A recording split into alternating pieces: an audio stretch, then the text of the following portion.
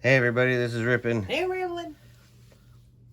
And we decided that we're going to do a little video here to help some of the new collectors out. So what we're going to do is go over ways that we've found to protect the cards. So we're going to start out with the basics, really. So like, first of all, you're going to want to get penny sleeves to put your cards in. So you can buy just regular old penny sleeves. Your local card shop, which you'll see on the internet, a lot of people calling it LCS. Or you can go online. There's this company, Shells. The reason we got these is they have this really cool design on them where you can't really see it too well, but they cut the corner right here, and it makes a world of difference when you're putting cards in, having that corner cut. Let me pull one out real quick and show everybody. So this is one without the corner cut. See how it's all straight? And then you go to put your card in, and it catches sometimes right there. The other thing is, this is just a regular, 35 point penny sleeve. So it's the regular one, not the thick ones. Yeah, it's designed for those regular cards. So you see, I can't get this super thick mem card in there.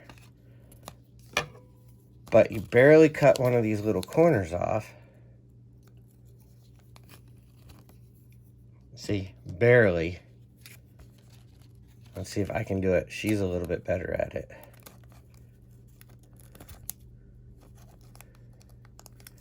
And see, now it fits. So you don't have to go out and buy a whole bunch of crazy pieces of product, because you can get them to fit in these. And with the thicker cards, you do want to have them a little bit tighter, because if you go too big, then the penny sleeve won't fit in the top loader, and you'll have to use a bigger top loader to keep the card in there, and then it kind of slides around. So this way it fits a little snug, and you can get the right size top loader to put it in. See, so you could go online. I mean, Shells, the prices are pretty decent, aren't they? Yeah.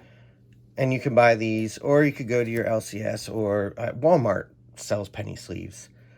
And then just... if you can find them. And then just barely cut that corner off. And really, you don't need to cut it for the thinner cards. I mean, you can, but the thinner cards, they normally just kind of slide in. Well, without too much resistance. That's if you've got a lot of practice at it too. Right. For people who are just doing small collections, picking up a pack or a blaster box here and there, you don't really get to practice at it. Like me, for example, I don't get the practice that she does. So cutting those corners just makes it so much easier instead of damaging your card trying to pop it in there. Yeah, and if you want, there are thicker penny sleeves. So there's usually, the only ones I've seen are two sizes. It's regular and thick. And like I said, those thick, they will slide right in there a little bit easier, but then you run the risk of it being a little bit too big when you go to put it in the top loader. Oh, and the reason they're called penny sleeves is? They used to be a penny a piece, but now, on average, I see most penny sleeve packets, they usually come in 100 count, and they usually are about $2.50 for 100 count, so a little bit more than a penny. Yeah, so for example... what was it, the 90s, when we were really heavy into collecting, we're going back through some of our stuff, and we were looking at prices. So like this was $4.50. Now this is for graded cards, so these are pretty big sleeves, but now you're not going to find them for that kind of price at all. We did find some of our old penny sleeves stacked away in one of the boxes too, and they were less than a penny, actually. They were less than a penny, yeah. They were 79 cents for a package, so... and that was probably back in early 2000s, I would say, is when that one... So 0.8 cents per... Yeah, yep. But once you have your card protected in a penny sleeve, then you need to put it in a top loader. So that'll bring us to our top loader... So, I already have a card here. So, here's a top loader, for example. Now, this one is a super thick one that my Steven Montez for my PC was in. And see, it's a little loose, but the protection's still there if you're putting it in, you know, one of these boxes. But there are different sizes. So grab that lid for me.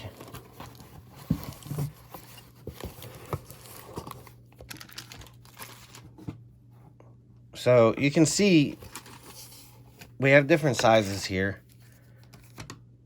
This one would be like the regulars, and then they go up. Now you can get a gauge. Like I can keep pulling all these out and you can see, I'll show you for example on this one. It tells you right at the bottom, usually, what the thickness is. Now if you don't know what thicknesses you're gonna need, you can go to bcwsupplies.com and they actually have this gauge you can print out. So the way they use it though, like at first when I grabbed it like a dummy, I was putting it on top. That's not the way to do it.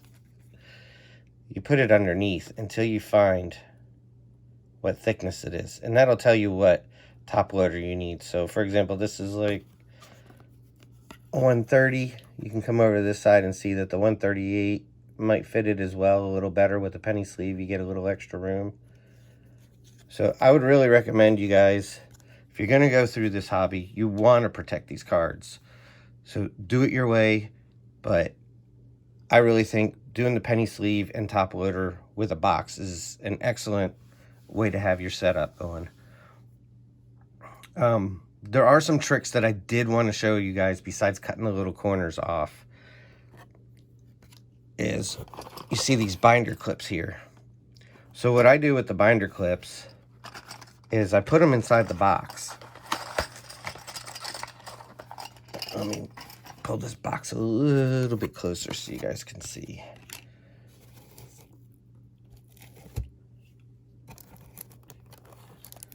So I take the binder clips and say, for example, these are a bunch of cards, right? And you kind of want to, you want your cards to be stacked up nice and pretty and organized.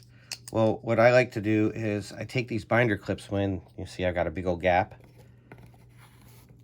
and I put them right there. Now these cards aren't going to move.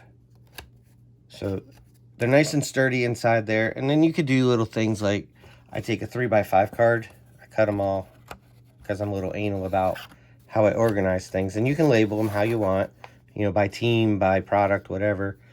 And you put them inside there, and now the way I've cut them, they just barely stick up so you can see them. And you'll know what you've got behind here. Or some people do it where this is what's going that way. It's whatever you want. The thing to remember though is when you're getting, like, these are called shoe boxes here. When you get those, there's different sizes. Yeah, there's usually anywhere from like 100 count. There's a 200 count. I think a 330. I've seen 500 counts, 600 or 660. There's 800, 900. There's 2-row, which is what this box is here. It's a 2-row. There's also 3-row, 4-row, and 5-row boxes. And they all will fit the loose cards, but you do want to double check to make sure you get the boxes that are fitting the top loaders. Because not all of them, especially like as you get into the bigger 4 and 5-row boxes, they don't necessarily always fit the top loaded cards. So just make sure that when you're purchasing them from your your local LCS, your local card shop, that you make sure you get the ones that'll fit whatever you need for your collection. And they also have ones that will fit graded cards as well. So for example, see this, I gotta kind of force it, and it's not tall enough. Right. See how it sticks out of the box? That's all the way in. They do make slab boxes. That's what they call them, the ones that fit these graded slabs. They're a little bit deeper. Again, you can go to Shells. Shells has really cool shoe boxes for your cards. They have indentation right here, so you can grab the cards. I don't know if Shells. You'll have to check their website. I don't know if they carry the slab ones yet or not. I know they're a fairly new company. Yeah, So so they're adding new products all the time. right. So you got to be aware of what your needs are. Do you need them for top loaders to fit in? Like you can see this one, the top loaders fit pretty good on both sides. They're not really moving at all. But Or if they're just there are boxes where the top loaders will not fit in there. I actually bought a few by mistake because I didn't realize what I was grabbing. I was in a hurry. And so then you end up with cards that are, on their sides like this. Well, that takes away from you knowing what you've got. You got to pull out all of them. It just makes it a little bit easier to organize, in my opinion, if you have them standing up the way they're supposed to. So just be careful with what you're buying. Everybody that has a card shop is super willing to help everybody. yeah, hopefully if you do have a local card shop, you can go into there and let them know that you're new to collecting and you want to get some supplies to protect your investments. And most card shops that I've ever been into, they're very helpful when it comes to that. So hopefully if you have one near you, you can go in there and check them out and see what they have and get some help as well. Yeah, so the last piece that we really forgot about was one touches. Or mags is what they're called, because they have a magnetic close on the top there. So this right here is a little magnet on it, so it closes up, protect your card. I don't think I have one sitting out here, but they're about the same as using a top loader for putting in your box. It's just another way to protect your card. If you go to a card shop or you go on eBay and look, you'll see people have them in there. It's just a little more protection, in my opinion, than just using the top loaders, because they don't slide around in those at all if you put them in the right ones. Right, and when you use the mag case, what you want to do is they have different thickness mags as well, depending on how thick your card is. So you always make sure you get the right size thickness. And then I've noticed the gold magnets, the ones that have the gold magnets, they hold up a little bit better than the ones that have a silver magnet. Just my personal preference, but it's just what I've noticed. And then usually most mags that I've seen, they don't allow you to put the card in with the penny sleeve. So you may have to take it out of the penny sleeve, which is fine. But if you lay it flat, then put a penny sleeve over it to protect the surface of the card. That way you make sure that it's protected. So it's got a little groove on the one side that the card will go in. And then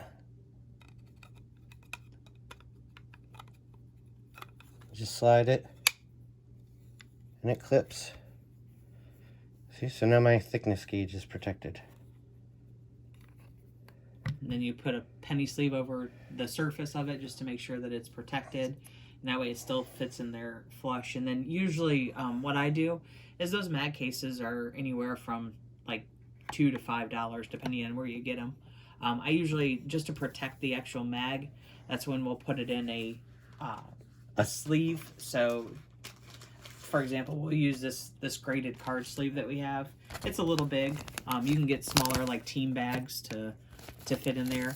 But just so you're protecting, and the mag case doesn't get all scratched. Right, so you just take the little sticky thing off,